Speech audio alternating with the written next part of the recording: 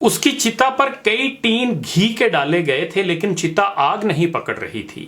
وہ کوئی عام ہندو نہیں تھا، انڈیا کا بہت بڑا نام تھا، اس لیے اس کی چتا کو آگ نہ لگنے والے واقعے کی خبر منٹوں میں پورے انڈیا میں پھیل گئی۔ لوگ جوک در جوک شمشان گھاٹ پہنچنے لگے۔ اس کی جامع مسجد دلی کے امام بخاری سے بہت دوستی تھی۔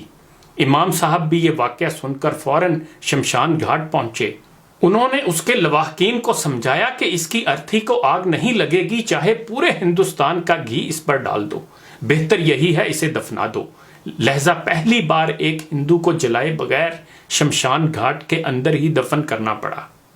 اس کی ارتھی کو آگ کیوں نہیں لگ رہی تھی؟ اس لیے کہ وہ ساری عمر قرآن کا احترام کرتا رہا تھا۔ کیسے؟ چلیے تاریخ کے صفحوں کو پلٹتے ہیں۔ تقسیم ہند کے زمانے میں لاہور کے 2 اشاعتی ادارے بڑے مشہور تھے۔ پہلا درسی کتب کا کام کرتا تھا، اس کے مالک میسرز عطر چند اینڈ کپور تھے۔ دوسرا ادارہ اگرچہ غیر مسلموں کا تھا لیکن اس کے مالک پنڈت نول کشور قرآن پاک کی طباعت و اشاعت کیا کرتے تھے۔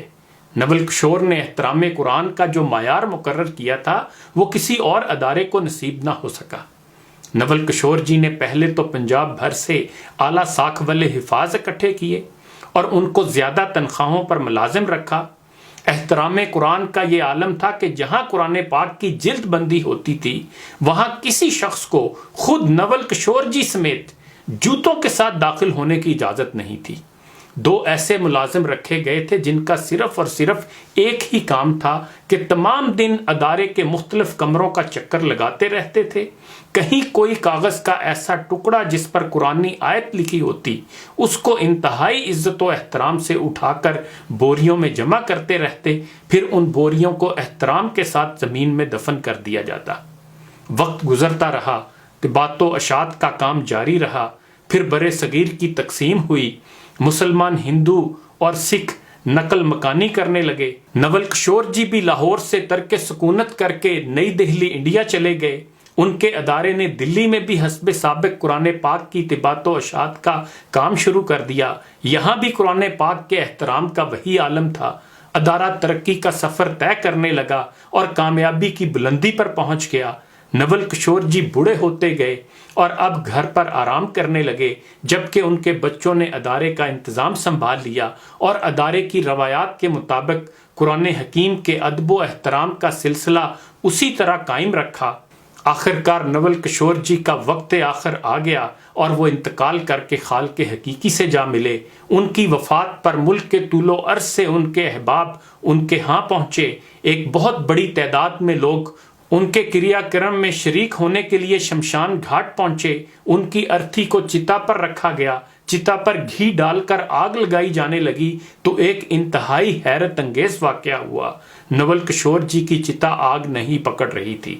چتا پر اور گھی ڈالا گیا، پھر آگ لگانے کی کوشش کی گئی لیکن بسیار کوشش کے باوجود بے سود۔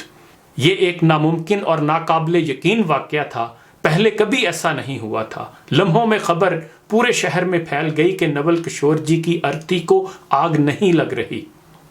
مخلوق خدا یہ سن کر شمشان گھاٹ کی طرف امڑ پڑی۔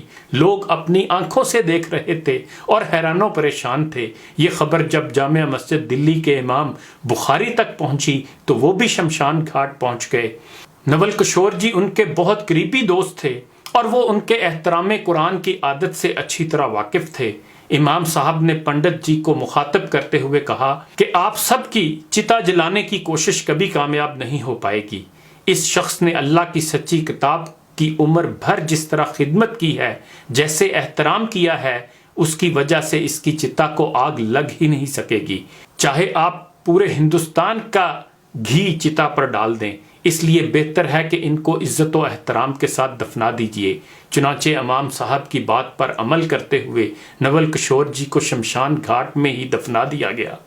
یہ تاریخ کا پہلا واقعہ تھا کہ کسی ہندو کی چتا کو آگ نہ لگنے کی وجہ سے شمشان گھاٹ میں ہی دفنا دیا گیا۔ یہ واقعہ پڑھ کر میں سوچ رہا تھا کہ جن کے لیے یہ عظیم کتاب اتاری گئی ہے وہ تو اس کو چھوڑے بیٹھے ہیں، یا زیادہ سے زیادہ دم کرنے کے لیے پڑھتے ہیں، حالانکہ یہ صرف دم کرنے کے لیے نہیں بلکہ سمجھنے اور اس کا نظام نافذ کرنے کے لیے اتاری گئی تھی۔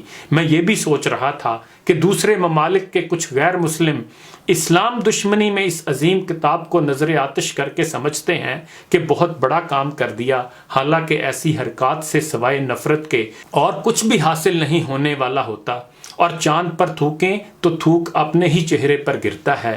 ہمیں نہیں پتا کہ اس ہندو کا آخرت میں کیا انجام ہوگا، لیکن یہ تو دنیا نے دیکھ لیا کہ قرآن کی عزت کرنے کی برکت سے اس کی لاش کو آگ نے پکڑنے سے انکار کر دیا۔ آخرت کا معاملہ تو وہ جانے، اس کا رب جانے۔ میں یہ بھی سوچ رہا ہوں کہ ایک ہندو احترام قرآن میں اس دنیا کی آگ سے محفوظ رہا۔ ہم اس کتاب پر ایمان لانے والے اگر اس کی صحیح قدر کریں گے تو یہ ہمیں جہنم کی آگ سے کیوں نہیں بچائے گی؟ انشاءاللہ میرا ایمان ہے ضرور بچائے گی۔ اقبال نے کہا تھا کہ گر تو می خواہی مسلمہ زیستن، نیست ممکن جز بے قرآن زیستن، یعنی اگر تو مسلمان کی زندگی گزارنا چاہتا ہے تو یہ قرآن کے بغیر ناممکن ہے۔ تاریخ کی ایک حقیقت ہے کہ معاشرہ جتنا بے سکون، بے چین، مضطرب، پریشان اور بدحال ہوگا، قرآن اتنا ہی دلوں کے چین کے لیے لوگوں میں مقبول ہوگا۔ دعا کر دیں کہ اے اللہ قرآن کو ہمارے دلوں کی بہار، ہمارے سینوں کا نور، ہمارے غموں کا مداوا اور ہماری فکر مندیوں کا ازالہ بنا دے۔ انہی گزارشات کے ساتھ اجازت چاہوں گا۔ اپنا خیال رکھیے گا۔ اللہ حافظ۔